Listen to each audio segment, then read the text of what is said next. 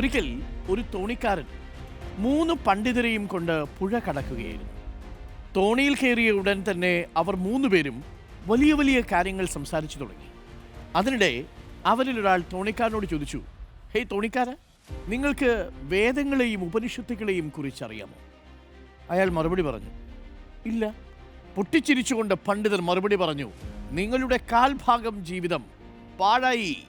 രണ്ടാമത്തെ ആൾ ചോദിച്ചു, നിങ്ങൾക്ക് ജ്യോതിശാസ്ത്രം അറിയാമോ? തോണിക്കാരൻ തുഴഞ്ഞുകൊണ്ട് മറുപടി പറഞ്ഞു, തലയൽപ്പം താഴ്ത്തി, ഇല്ല. നിങ്ങളുടെ പകുതി ജീവിതം പോയി എന്നായിരുന്നു രണ്ടാമത്തെ പണ്ഡിതന്റെ മറുപടി. മൂന്നാമത്തെ പണ്ഡിതൻ ചോദിച്ചു, നിങ്ങൾക്ക് കണക്കറിയാമോ? ഗണിതശാസ്ത്രം? കൂലിയായി ലഭിക്കുന്ന ചില്ലറ തുട്ടികൾ എണ്ണാൻ മാത്രമേ അറിയൂ എന്ന് അയാൾ മറുപടി പറഞ്ഞു. പരിഹസിച്ചുകൊണ്ട് പണ്ഡിതൻ പറഞ്ഞു, നിങ്ങളുടെ 3/4 ഭാഗം ജീവിതവും പാഴായി. യാത്ര തുടരവേ വലിയ മഴയും കാറ്റും വീശി.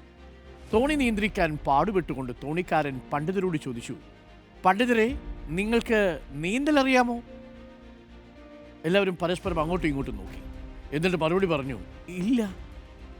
അപ്പോൾ തോണിക്കാരൻ പറഞ്ഞു, എന്നാൽ നിങ്ങളുടെ മുഴുവൻ ജീവിതവും പാഴായി. പ്രിയപ്പെട്ടവരെ, അറിവ് സമ്പാദിക്കുന്നത് നല്ലതാണ്. അതോടൊപ്പം എളിമയും കരുണയും ഉള്ളവരായിരിക്കുമ്പോഴാണ് നമ്മൾ മികച്ചവരാകുന്നത്. സഹജീവികളെ പരിഹസിക്കാതിരിക്കാം. അറിയാത്ത പാണ്ഡിത്യം കൊണ്ട് എന്താണ് ഗുണം? ഓരോരുത്തരും അവരുടെ സാഹചര്യങ്ങളുടെ സൃഷ്ടിയാണ് എന്നുള്ളത് എപ്പോഴും നമ്മുടെ മനസ്സിലുണ്ടാവണം. നമുക്ക് ലഭിച്ച നേട്ടങ്ങളെല്ലാം നമ്മുടെ സാഹചര്യങ്ങൾ കൂടി നമുക്ക് തന്നതാണ്. നമ്മളിൽ ആത്മവിശ്വാസം ഉണ്ടാവുമ്പോഴും സാഹചര്യങ്ങൾ എതിരു നിൽക്കുമ്പോഴും അതിനെ പോരാടിത്തൊൽപ്പിച്ച മനുഷ്യരുണ്ട്. അവരെ പരിഹസിക്കരുത്. ആ കഥയ്ക്കൊടുവിൽ 3 പണ്ഡിതരെയും തോണിക്കാരൻ സുരക്ഷിതരായി കരയ്ക്കെത്തിച്ചു.